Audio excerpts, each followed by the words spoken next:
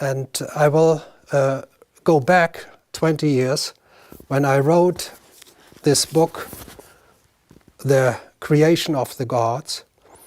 I dealt with the impact of celestial events, of celestial powers on the religion of man.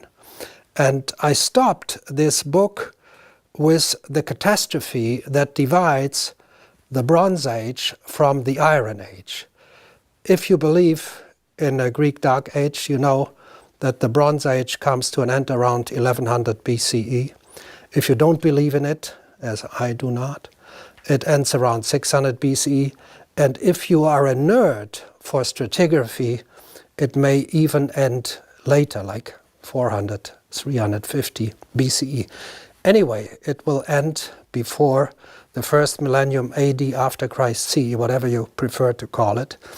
And I have to say today that the major flaw of this book was ending in the first millennium BCE and not looking carefully enough at the first millennium AD.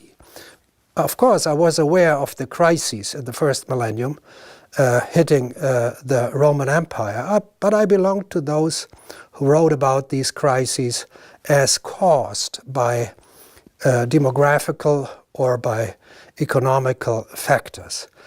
This was the major flaw of thinking at that time, and I try to remedy this today.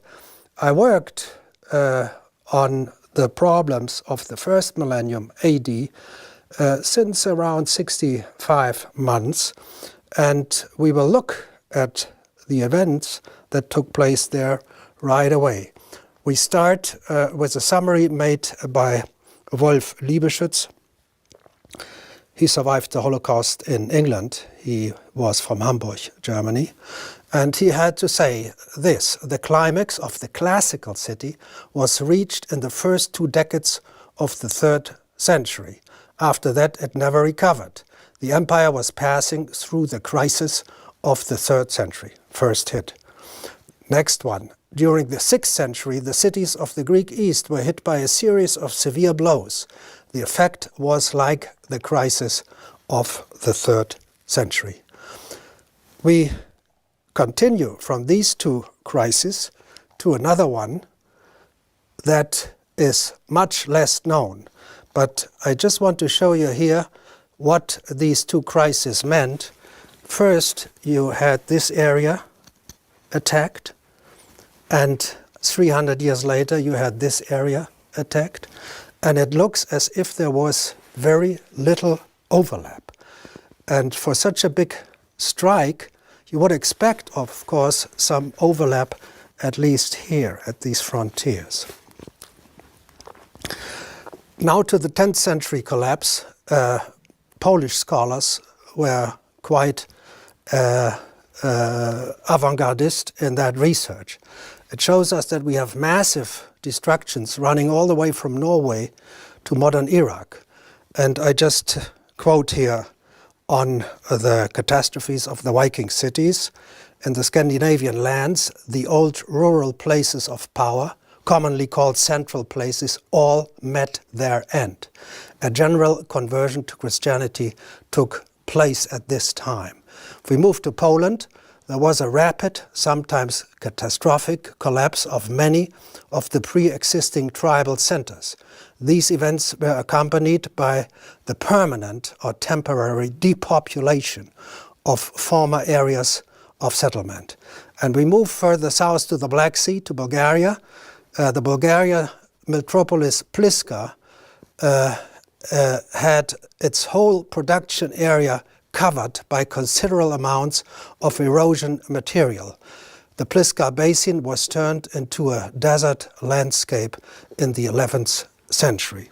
So if we take a look again at the areas that were mostly affected, we have to go all the way around here, and you are getting curious how such a strange arch could have been so meticulously executed. We summarize 3 major conflagrations. first 3rd century crisis. It strangles Western Europe, stretching some 2,500 kilometers from Lisbon to Bari. Then we have Justinian's 6th century comet, devastates Eastern Europe, stretching also some 2,500 kilometers as the crow flies from Sirmium to Karnak in Egypt. And then we have the 930s disaster. It flattens the slim periphery left alone by the first 2 strikes in a huge arch from Oslo to Baghdad, some 4,000 kilometers as the crow flies. So you get the impression that some cosmic monster had tried to wipe out this Roman culture with just one blow. And then in a way, the cosmic maze seemed to have slit a bit far to the left, to west, and the monster had to come back to do the job and hit the right side, and still was not happy because people on the northern edges and on the eastern edges appeared still to be standing and laughing, and the monster came back and finished the job for good. It's very difficult to imagine a celestial event of this type that so neatly divides the destruction into 3 periods. But it doesn't end here. If we look at the crisis of the 930s, 920s, 940s, give or take a decade, we have to acknowledge that the classical Maya culture also collapsed. And if we look at Samarra in Iraq, the Abbasid city destroyed around the 920s, 930s, we are looking at 12,500 kilometers as the crow flies. That's a huge distance, and it requires some massive agent to wreak havoc on these enormous areas. So what are the causes suggested for the first millennium cataclysms? For the 1st century crisis, the theory goes that enemies, barbarians, mostly Germanic tribes, destroyed the Western Roman civilization. Yet it's very difficult to imagine how human beings could make entire cities disappear under mud, sand, or water. The 6th century crisis is the most meticulously researched. Since 1984, theories are put forward. They are mostly focusing on volcanoes, Volcano Rabaul, Volcano Krakatoa, Volcano Tierra Blanca, and some unknown, unidentified volcano in North America. Since 2009, comets are taken into account, and in 2016 even former comet Encke that disintegrated into the Taurids is seen as a possible impactor. For the 930s collapse, we have a major problem. It's the closest to us, and there are not any written resources for the sources. For the earlier catastrophes, we have written sources, none for the 10th century. And the only agent so far considered is volcano Elgia on Iceland. Volcanoes Katla and Vatnajökull also exploded. 18 million cubic kilometers of lava were released, and 450 million cubic kilometers of sulfurous aerosols covered the northern hemisphere. This was big. If it was big enough to touch all the way down to Iraq and far west to the Yucatan, I cannot imagine. I think it must have been a byproduct of something bigger. Now, if you start doubting that we are dealing with 3 different strikes with very little overlap, if you believe it may have been just a single strike, of course, you are confronted with chronology.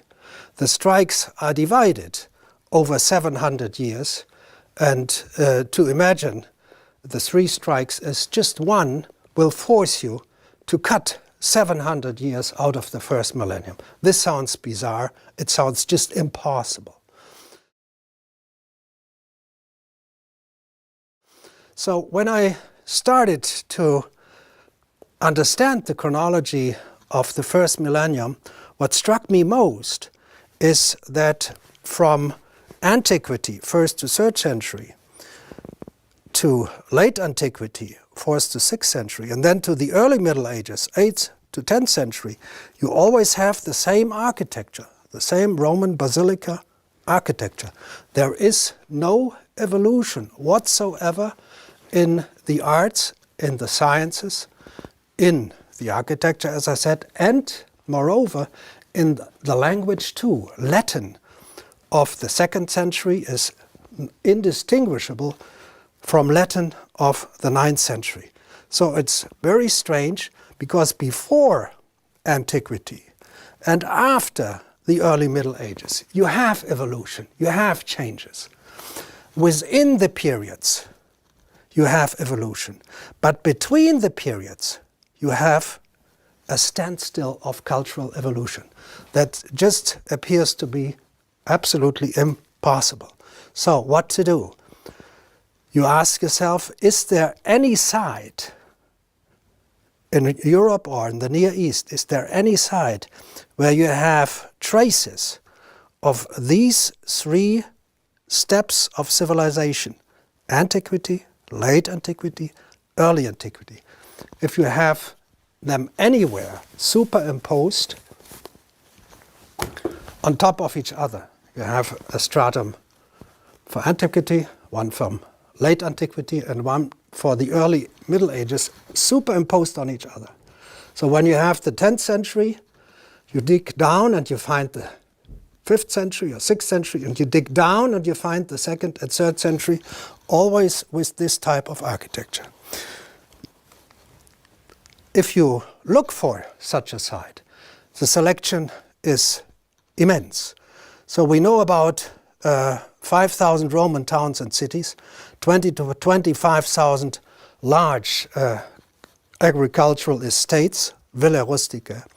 And further east, we know about at least 5,000 Chernyakov sites. They are outside of the empire. They are located about here. So we are looking at least 35,000 sites to find those that have these 3 periods, antiquity, late antiquity, and the early Middle Ages superimposed on each other. And when I started looking, I thought there would be thousands. Then I thought there would be hundreds. And then I thought there would be maybe 50. Now I know there is not a single such site. And it's not a result I decided upon myself, but it is the result of asking many, many experts. So, if you get familiar with the idea that some 700 years have to be cut out of the first millennium because these 3 periods that form the 700 years are nowhere existent on top of each other, you ask yourself, why not obey scientific dating? And the most respected by archaeologists now is dendrochronology. You're counting tree rings. And so you have heard, of course, or read that the tree rings do confirm the number of years of the first millennium. This is true of a very famous man, like Mike Bailey. He says, of course, the first millennium has 1,000 years, not 1 year, maybe not 1 minute left. But then the Larsens, very meticulous researchers, they say no. For the first millennium, we just have 782 years in tree rings, not more. So we have to cut out some 218 years. And very recently, you have the attempt by Tim Cullen of Malaga Bay to say the first millennium has only 550 years. So you cut out 450. I have a lot of respect for all these researchers. I just want to show that there is no such thing as a certainty for the length of the first millennium, even in 3 ring years. Moreover, in 2014, I have proposed finally to come up with a genuine blind test. So I had asked, especially had asked Mike Bailey, to start his work on a site in which you have antiquity, 1st to 3rd century, late antiquity, 4th to 6th century, and early Middle Ages, 8th to 10th century. And you take from every strata group, you take construction timber and construction timber from here and construction timber from here, and then you send it out to 5 different dendrochronological institutes, and they don't know, of course, what they are receiving, but somebody knows what he is sending out, and they will come up with a blind test. You would expect this has been done long ago. It was never done. I have to add, though, that my proposal was a bit mean, because I made the proposal when I had already discovered that there is no such site out of the more than 30,000 that we know that has these 3 strata on top of each other. Thus, you cannot find any place where you can pull out a piece of wood here, a piece of wood here, and a piece of wood here, and then date it.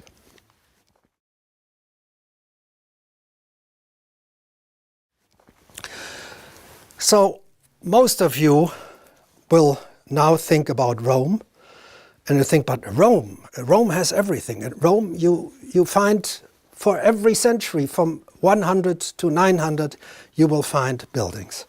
And this causes me to reenact, in a way, the first class freshmen that study Christian archaeological history. They are confronted with 2 enigmas, or with 2 miracles. Miracle number 1, Christianity, they are told, is the only major religion in the history of man that had to do without temples, without buildings, without churches for 300 years. Enigma number 1, miracle number 1. Then, eventually, 300 years after Christ, in the 4th century, when they started to build churches, they decided to do this in the style that was 300 years out of date. So they built their churches in the basilica style of the 1st century.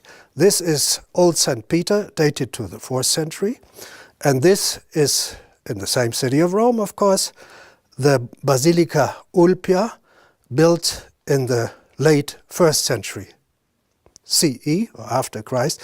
This, of course, is downtown in Rome. It's a very rich building, and this is outside of the Roman walls, so it's a relatively poor building, but you can see, if you look closely enough, that it's more or less the same architecture.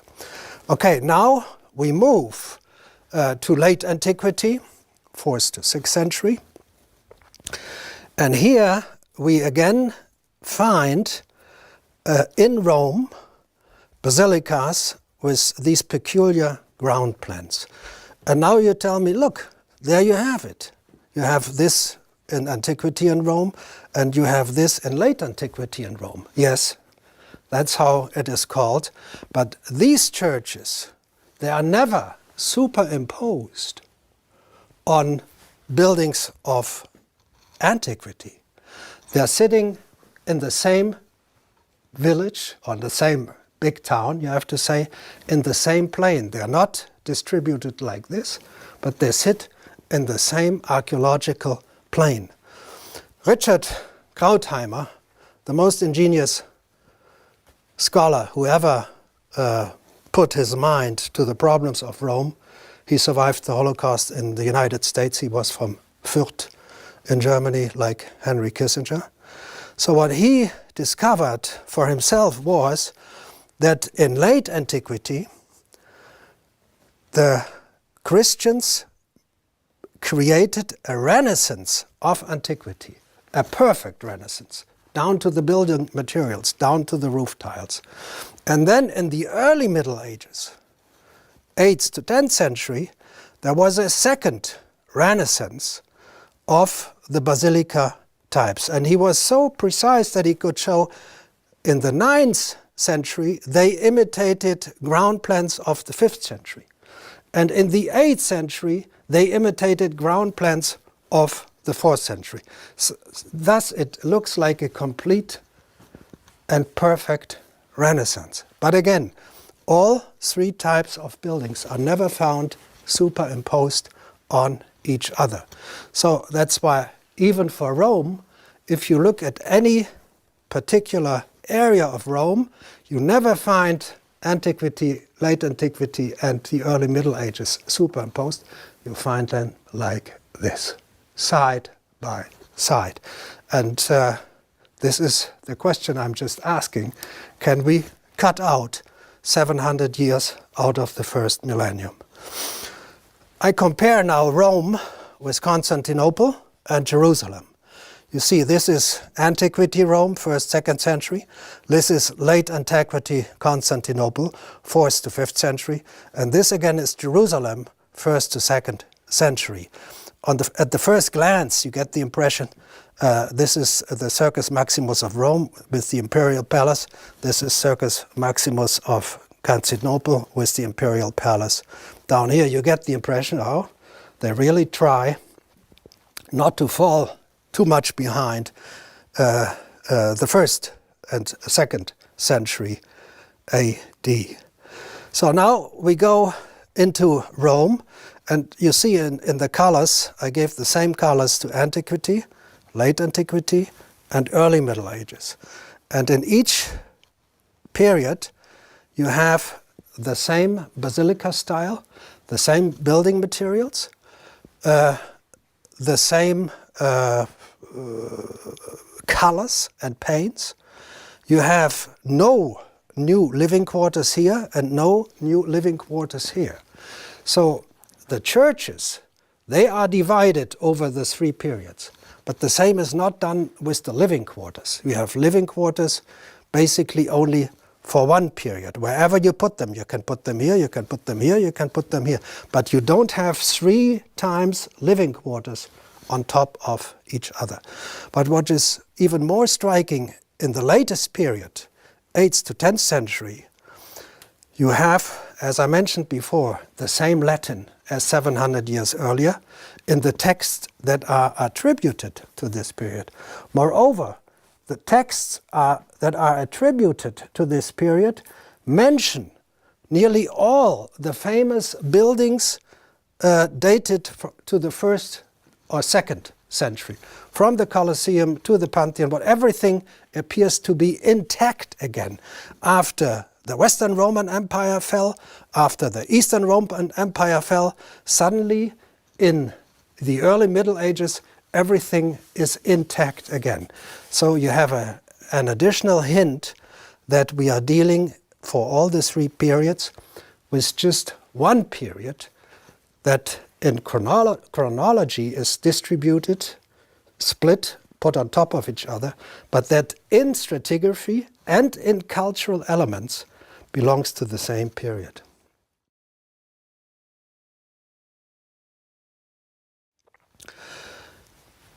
To have an impression of the destruction that hit Rome, I juxtaposed here, again, downtown Rome in the 2nd, 3rd century, and this is Rome around 1500.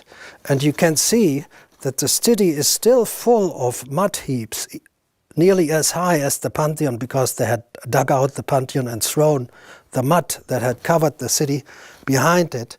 And very few buildings are left. So here you see the Pantheon here you have the Pantheon here you have the Colosseum here you have the Colosseum here. It's a wasteland with a few significant ancient buildings and churches.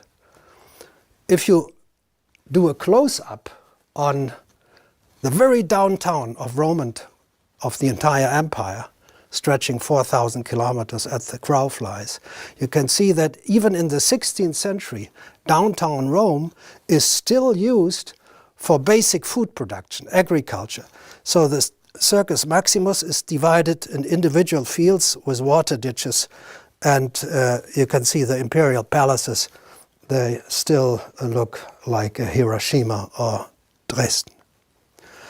If we turn to Byzantium, we have first antiquity, 1st to 3rd century. The authors of that period, especially Cassius Dio, he tells us that from the 1st to 3rd century, Byzantium, or Constantinople, whatever you want to call it, is second only after Rome. It's the second most important city of the Roman Empire. And it has for the first 3 centuries, basically not one brick, not one house, nothing. But in the 4th to 6th century, when you have this impressive picture of Constantinople I showed you here, in the 4th to 6th century, you have a civilization in Byzantium that is indistinguishable of Roman civilization from the 1st to 3rd century.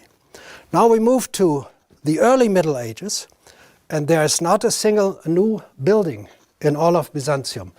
Thus, what the scholars do is they turn to texts, and they said the texts are mentioning peculiar buildings, and then they discover that the buildings mentioned by texts attributed to the early Middle Ages, the buildings are indistinguishable of the buildings that are in reality existing here, and that are looking very similar to buildings from that period in the city of Rome. Thus, Byzantium, for the 3 periods, for the 700 years, or if you look at the end, 930s, 1 to 930s, has archaeology, strata with buildings for some 230, 240 years, give or take a decade. There are no buildings in antiquity, there are no buildings in the early Middle Ages. If we move to Jerusalem, it has a famous stratigraphy, very recently made accessible for the public, Kishle, and it is the finest stratigraphy of all of Jerusalem. And you have a situation different from Byzantium in that way that you have antiquity, but you have no buildings for late antiquity. And you have no buildings for the early Middle Ages. You jump from antiquity, 1st to 3rd century, right into the high Middle Ages, 10th to 11th century. And here you find a building constructed under the Crusaders, a tannery under the Crusaders in the 11th, 12th century, which means Jerusalem is naked of buildings from around 230 to at least the 10th century. And we are puzzled by this because when the Crusaders attack Jerusalem, they kill the Muslims and the Jews in huge numbers. A massacre well attested for in many sources. And we do not understand who the people are they could kill if in this period of the early Middle Age to 10th century there was no new construction in the city. There were no buildings where these people could have lived. Of course, you have buildings down here, but you cannot massacre people in the 11th century that live in the 3rd century. That's impossible. This can only be done if you take out 700 years. Now, we move away from these 3 very central cities and look at areas all through Europe. And I'm doing this very quick because you understood the idea. This is one of the palaces of Charlemagne, 8th century, 8th, 9th, 10th century, and that's the building here. And it is modeled after a building in Cologne 700 years earlier. So you say, why not? Why shouldn't they do this? But if you look at the city of Ingelheim and you ask the archaeologists, okay, this is around 800 something, what do you have deep down at 100? Oh, there we have nothing. So you can see that this is considered to be a renaissance of this building, but on the side there's no stratum with buildings from which the people building here could have learned how to build a site so similar to Cologne. This is the interior of the Ingelheim Aula Regia, and I have to give you one or two quotes here. How the excavators are surprised. They are looking at the 9th century. They say the semicircular building clearly shows the significance of antique models, the only one of its kind in medieval architecture 700 years later. Ingelheim's throne hall, that's this hall, is in the tradition of the antique and late antique palatial aula. And I have to add, the colors here, the painting here you find, is down to the chemical fingerprint, identical with colors that were employed 700 years earlier.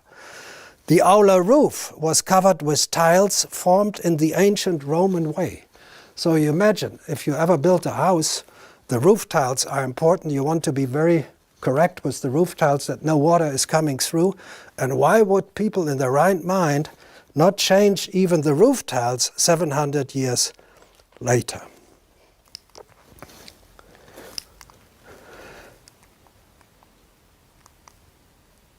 We move now from Germany to Hungary, and here we show a Roman governor's palace in Budapest, and 700 years later we show the Basilica of Zalavar, and in German it's called Mosarburg.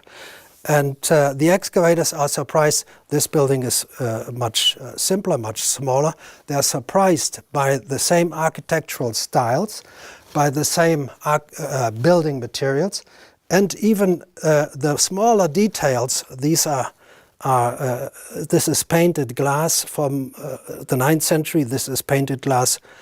These are gaming stones made of glass 700 years earlier. And if you go to very sophisticated material, we come back to that. This is Millefiori glass, and this is 1st century Millefiori glass. And this is the Millefiori glass found in Mosarburg in the 9th century. And you wonder how they could recreate the technologies for such sophisticated items. Again, now we are looking at writing pens the Romans used to write on wax tables with these metal pins. And these are 1st to 3rd metal pins, Roman, and these are metal pins as they were found 700 years later in Mosarburg. We move to southern Italy, and in the 8th, 9th century Langobardian area, there is a small temple, that's why it's called Tempietto del Clituno, and it's built in a style of 700 years before. And the researchers wonder, the Roman imagery of the Tempietto is overwhelming. As well known, it was convincing enough to lead a critic as acute as Andrea Palladio to rank it among the ancient Roman temples. We move now to Spain, northern Spain, Oviedo, and again we have a government building of the 9th century with a ground plan 700 years older, and we have here a church, San Julian de los Prados, and the scholars write the surprising ornamental painting in a Roman Pompeian style gives the impression of an antique basilica through and through. They do not understand why this could be achieved 700 years after the original buildings had been built and were destroyed either in the end of the Western or in the end of the Eastern Empire. And again, if you look at these sites from the Longobards or here from Spain, and you ask, okay, this is the 9th century, you built this, do you have anything in the 5th century, or do you have anything in the 2nd century underneath? No, we have only that. Now we move to Bulgaria. Here you see Romans Sofia, Ulpia Serdica, with walls 10 to 12 meters high, gates 13 to 15 meters high. And if you look carefully, you can see it's the same type of towers, the same type of gates, the same type of buildings, and even the dimensions of the gates, 10 to 12 meter the walls, 13 to 15 the gates here, 10 meter the walls, 14 to 15 the gates are more or less identical. And if you look at individual buildings in 9th century Pliska, it has an outline of the 2nd century, and the archaeologist Rashev, unfortunately, he died in a car accident. They mentioned, besides the already mentioned antique columns and capitals, Pliska contains other more ancient materials. Most common amongst them are the bricks. A small part of them are Roman from the 2nd and 3rd century. In the 9th century, 700 years later, sealed by the seals of the state or private persons. So now you have to imagine, you build a new major house, or actually a public building, and you use the bricks, the individual stones in the walls, and you take them from 700-year earlier buildings. And more important, roof tiles are, they believe, used roof tiles. And again, if you build a house, why would you use 700-year-old roof tiles? Because the roof tiles crumble and you have to replace them after some time. A major problem. These are some of the buildings constructed in the Roman city of Preslav. And again, you see the typical basilica style of the 2nd century, 700 years later in the 9th and 10th century. And the Bulgarian archaeologists, they're really, really puzzled. They say the thesis about the antique origin of the monumental buildings in Pliska is not based on the antique materials found there alone. Its most impressive monuments are antique in appearance. It seems more natural to assume that they belong to an earlier epoch, but the archaeological evidence does not allow this, and it's exactly what makes Pliska a real puzzle. They do not understand why in the 9th century people built like in the 2nd century. But if you look at Pliska and Preslav and you ask what you have deeper down, something in the 2nd century or in the 5th, 6th, nothing. They have only this. So you understand, whatever the site, whatever you date in the 1st millennium, there's always only one block. There are not 3 blocks on top of each other, building blocks. There's just one block.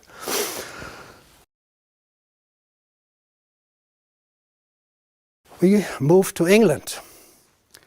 One of the major enigmas of England is that at the time when everybody believes the Anglo-Saxons from Germany took over the island, it's dated around 400 after Christ, 5th century after Christ, up to 900. There is not even agriculture in England. There are no fields, there are no plows, there are no farmhouses. So we do not know how these famous Anglo-Saxon kings would feed themselves or would feed their villages, their farmers. And I just give a few quotes. The Saxons tended to avoid Roman sites, possibly because they used different farming methods. But the Roman sites had the best soils, the best water supply. So what farming method would stop you using the best soils and the best water supplies? So the historians expect when the Romans are finished here and the Saxons are moving in here, they would use the compounds of the Romans. They would use the walls to shelter themselves behind them. They are astonished that they don't. And attempts to demonstrate conclusively significant continuity in specific urban or rural sites have run afoul of the near archaeological invisibility of post-Roman British society. So we are looking at 400, in conventional chronology, 400 to 930s. And Fowler, he quotes the evidence of the missing agriculture.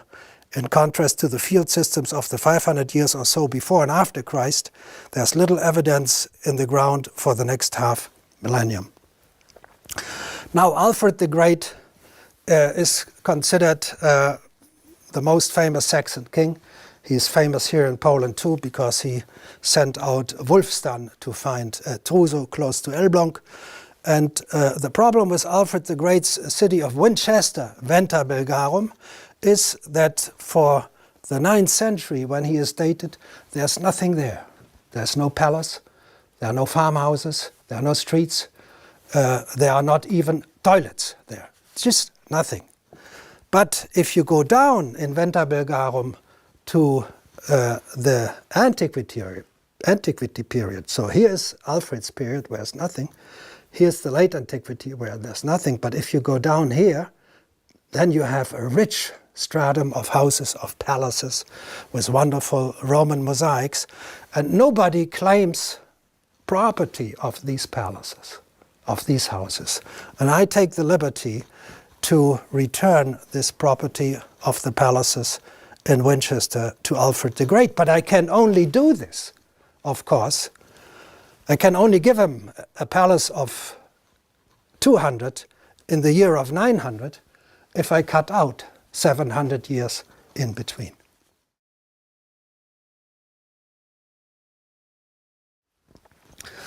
We move to Ireland. Ireland is perplexing because it has this very famous and well-known Celtic patterning art. And you see here 2nd century triscale patterns on a bowl. And then you here see the same, more or less the same patterns in the Book of Kelts some 700 years later.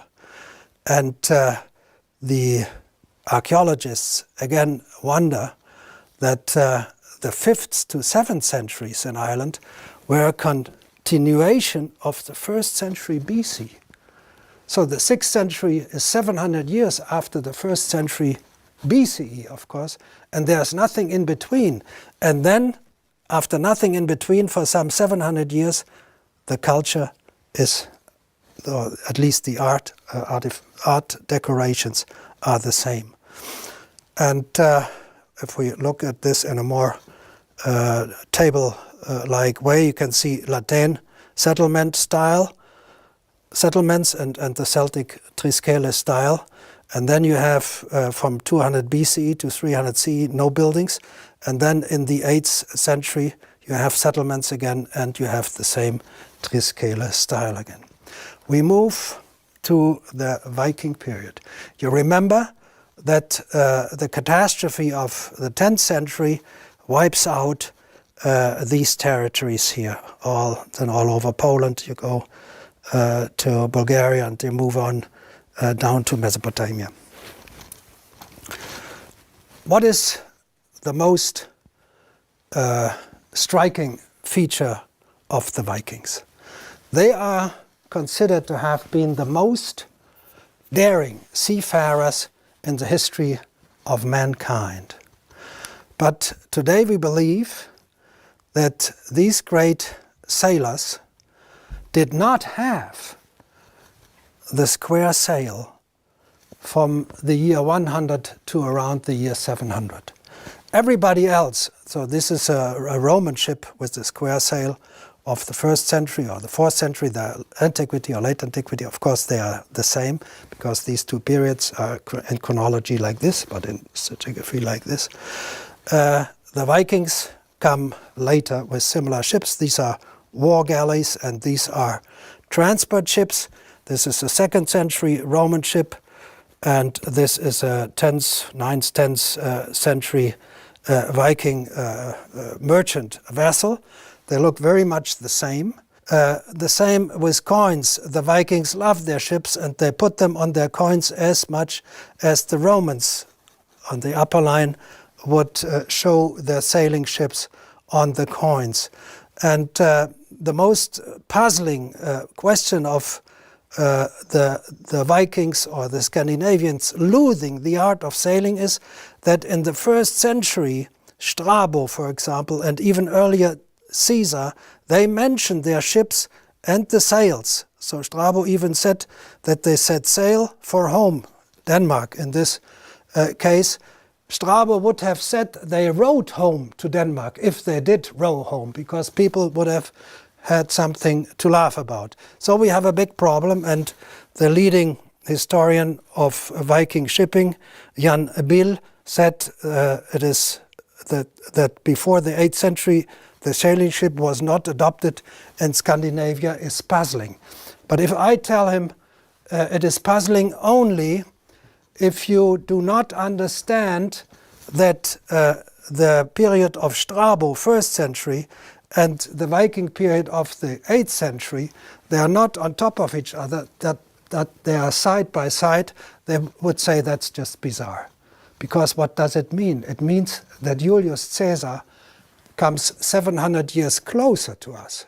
He's no longer in the 1st century BCE, he is in the 7th century CE. And this is just unacceptable. And if we go back into the Viking sites, you see again here that in the 8th, 9th century, this is Haithabu, the biggest Viking city, you find glass shards that are very similar to glass shards 700 years earlier. And again, you find, now we are at Truso, here in Poland, you find in Truso in the 9th century these wonderful Millefiori glass items as you have them 700 years earlier in Roman times. Again, we can look at different items. Here we go again to Haithabu, Germany. You have a Roman tile of the 1st century CE, 800 years later, and in Truso you have Roman coins of the 2nd century in the 9th century. So if you ask the excavators how is it possible that their sites have items of 700 years before, they say these are heirlooms. They are bequeathed from the parents to the children over 700 years. But there's a problem with this explanation because neither in Truso nor in Haithabu you have settlement strata from the years 1 to 700 in which the parents could have given the items to the children. They are just not there. So in actual fact, what you see in Haithabu or in Truso, that within the 1st millennium, again, you do not have these 3 periods on top of each other, but just one for around 8th to 10th century, a maximum of 230, 250 years.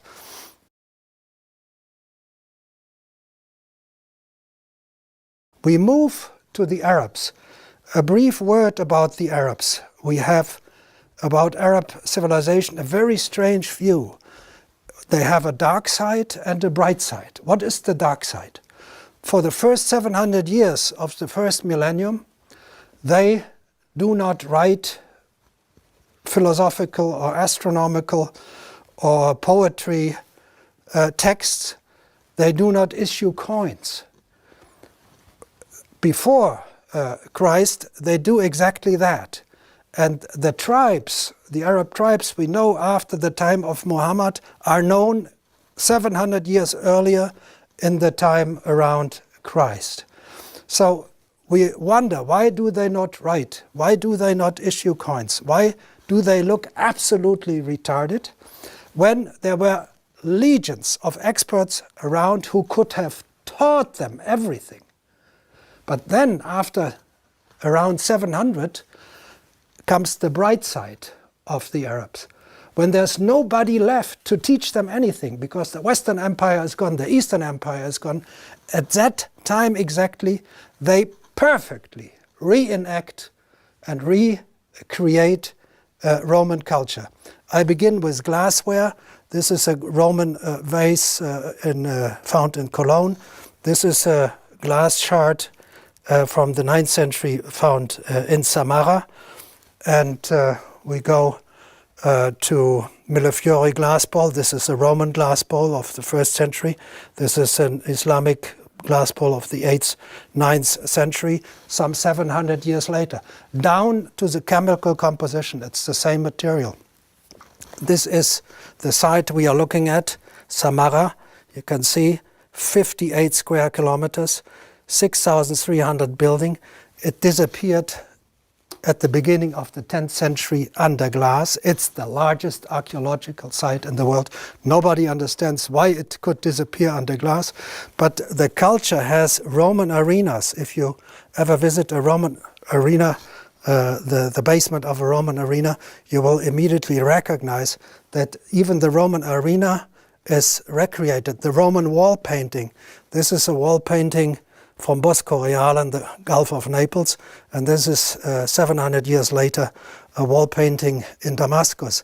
And the art historians, they really surprised. The famous 8th century frescoes resort to ancient motifs, show parallels with the motifs of the 1st century frescoes in Pompeii and Bosco Reale 700 years earlier.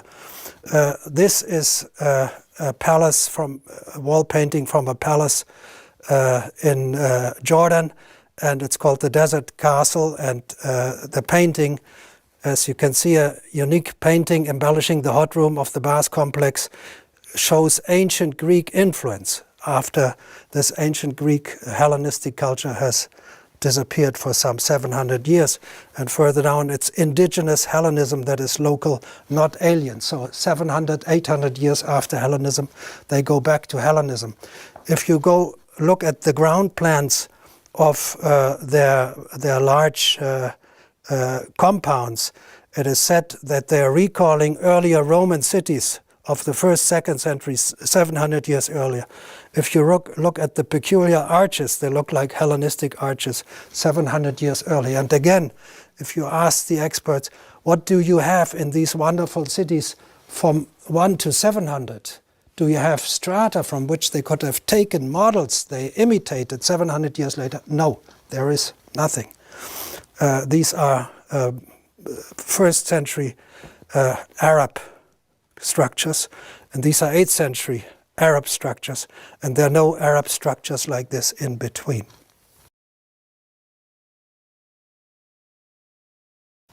So we have seen in areas reaching from Scandinavia to Mesopotamia that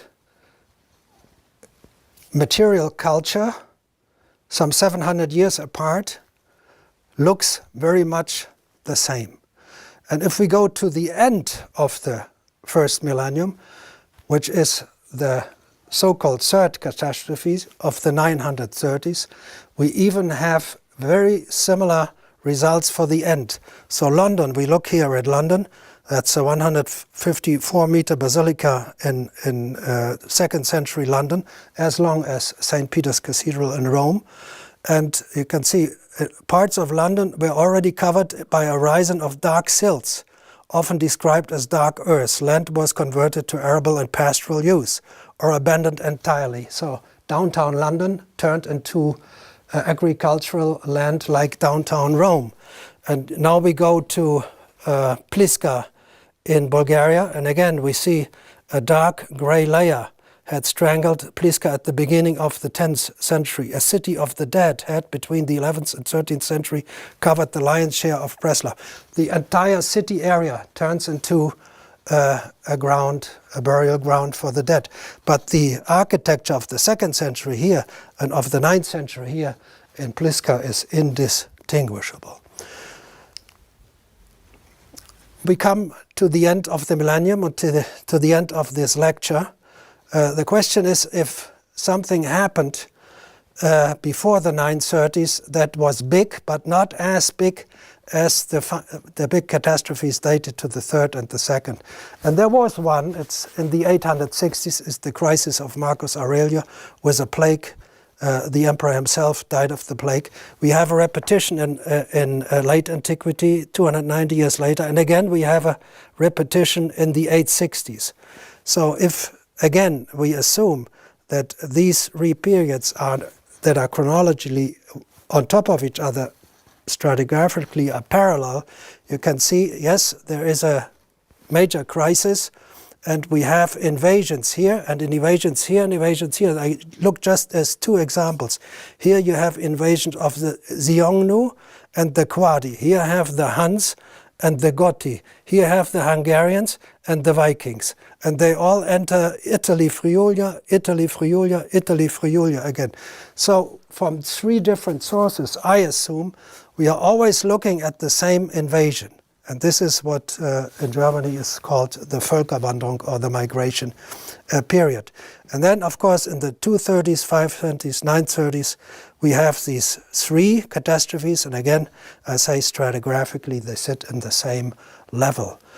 So we can only understand the first millennium if we follow stratigraphy that forces us to admit that what we now count as the year 160 is more or less actually the year 860.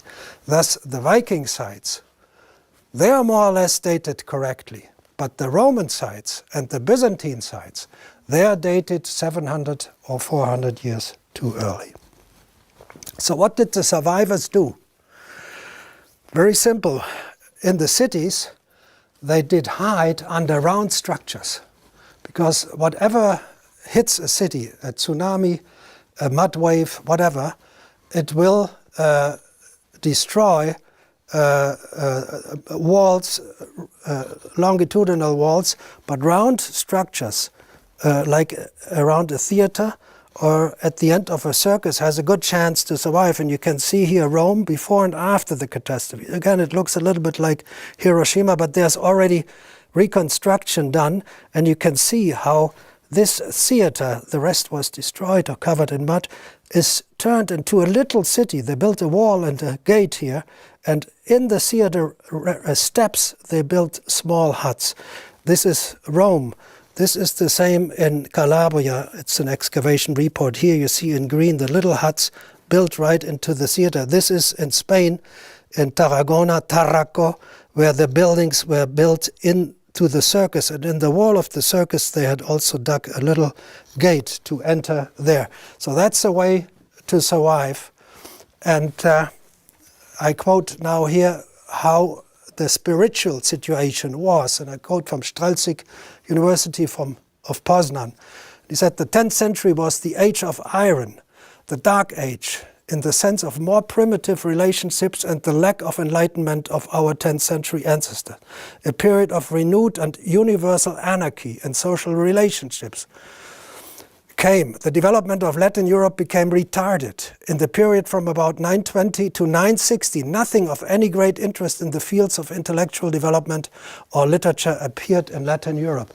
So if 40, 50 years no scholarly texts are written, then knowledge is simply wiped out.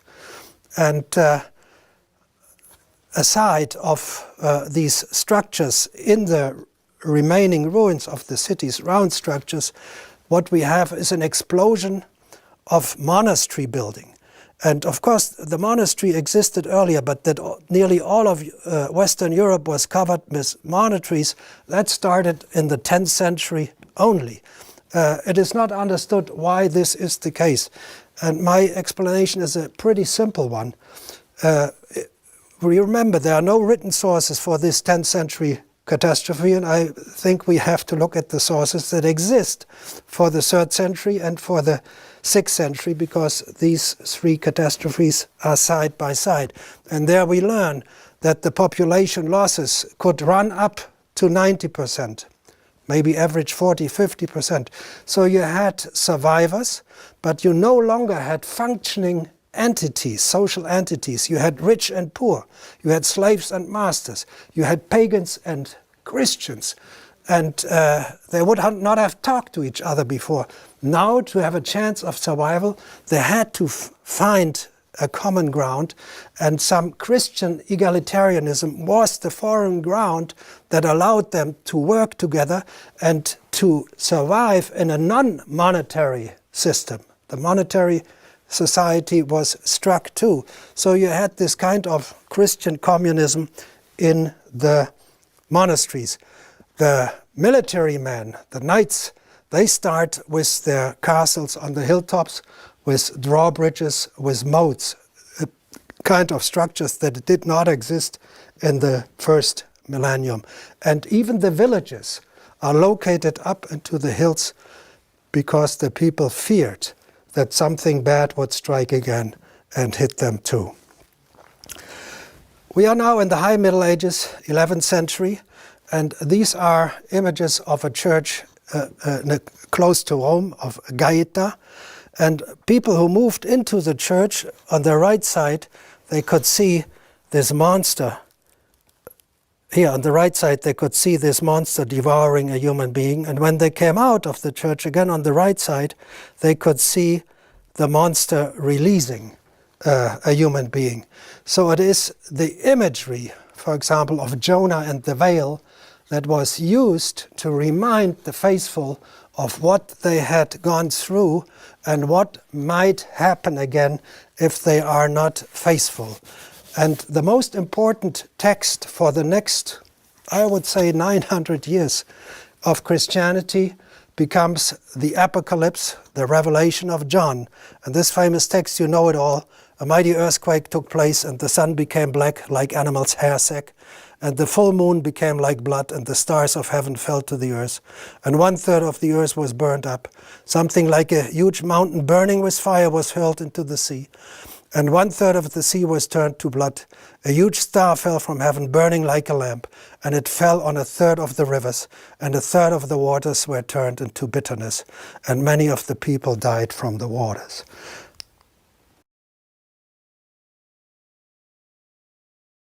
Now let's go back to the loss of knowledge. Here I show you celestial globes of 150 after Christ, of 150, 230 after Christ. So you can see from these instruments that the Romans were perfectly capable of watching and recording the movements in the sky. To do this, you need an atlas of the sky, and you need to know your position on the ground. You always need to know where you are, and then you can follow movements and record them. For this, you need these instruments. So the next time we see globes like this, we are in a period 600 years later in my chronology. That's a shorter one by 700 years, and 1,300 years later in mainstream chronology. You get an impression how far-reaching the catastrophe had struck.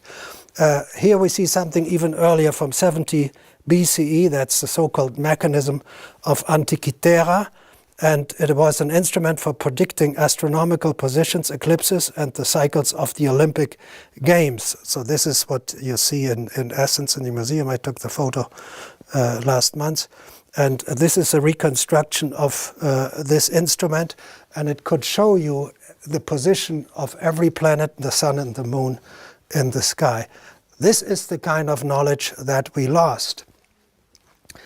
And the loss of this knowledge brings me, or at least you, to the question, so how was a return to counting of the years managed?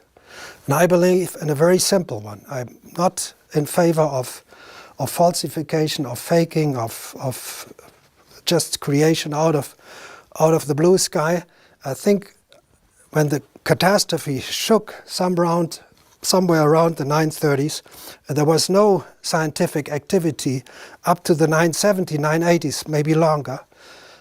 Then someday people would start counting the years again. And what did they know for sure was they were after Christ, that they understood. And I think they decided to choose a year as a new year one. And this year one is turned later in the year 1000. And why 1000 years? They might have thought, because in the Revelation of John again it is said that after 1,000 years Christ and the devil in the valley of Armageddon will battle out the final fight in a major catastrophe. And maybe, it's a speculation, this catastrophe of the 10th century was seen as this, after 1,000 years, the devil and Christ are fighting it out. And so they had a basis for a year one. And only later arrived the desire to fill these 1,000 years with history. And that's when the composition began. So the authors had the very few sources on their table, and they had to put them in a sequence. Even in actuality, they lived in parallel. And this brings me to a few questions my son has asked, and I will focus on Christianity. The most important figure of Christianity is Paul the Apostle, Saul of Tarsus, a Jew from Tarsus, and he directed a radical movement all the way from Israel through Asia Minor to Greece and Rome without non-Christian sources ever mentioning him. It's a major problem in Christian history that the most important character, Paulus, is not known outside of the Christian books. But there's something interesting. 700 years after Paul, there's a major movement they call themselves the Paulicians, the followers of Paul. And they are in Asia Minor. They are right there where Paul was traveling and founding his churches and writing his letters to. And they are persecuted. They are killed.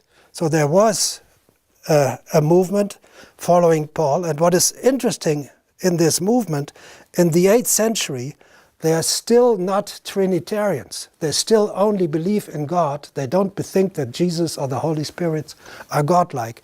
And that's the theology of Paul. Paul didn't believe in Trinity, so he did not consider Jesus as a God. He only considered God as a God.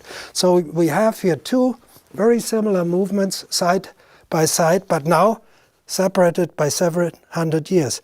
And if you bring back the sources used to fill 1,000 years from the vertical into the horizontal, suddenly you get real stories, you get real narratives. So here is Paul, and here is this movement. Another question is the most famous figure that will be the end of the lecture, King Arthur of Camelot. Everybody has seen movies about King Arthur of Camelot. And what do the historians tell us? John Myers, one of the leading British archaeologists of the last century, no figure on the borderline of history and mythology has wasted more of the historian's time. And if you write to the museum in the city of Camulodunum, you think it sounds like Camelot, Camulodunum, it's Colchester, and you ask them, isn't there a relation between King Arthur and King Atze of Camulodunum? They say, no, that's impossible. What do they say? Eastern England lay in the heart of the region first occupied by the Saxons, so cannot have been the area in which Arthur operated. Acting as a military leader of the Britons, Celtic, indigenous Britons, the invading Saxons, any historical Arthur would have had to have been operating outside the area of primary Saxon settlement. So they believe that all these areas were full of fully armed Saxons. And so Arthur could not have operated there. But you remember in the lecture that in actual fact, there's nothing. There's not even agriculture for the Saxons from 400, 500 to 900. So Saxons were there. And what is interesting in the Saxons is that they have pottery from the late Latine period, 1st century before Christ. And this is the period of Atzedomarus of Camulodunum. He lives in the 1st century BC, and he has this pottery and he has his coins. And here's the name in Greek on his coins, A-T-H-T-H, Atze. It's called Atze. So it's Atze of Camulodunum. And now that you understand, he shares the same pottery with the Saxons that are dated to the time of Arthur, but are actually some 700 years earlier. What happened? When Julius Caesar attacked the British Isles in the 1st century BCE, he was not alone in trying to conquer the British Isles. He was competing with the Germans from the areas of Hamburg, Bremen, Flensburg.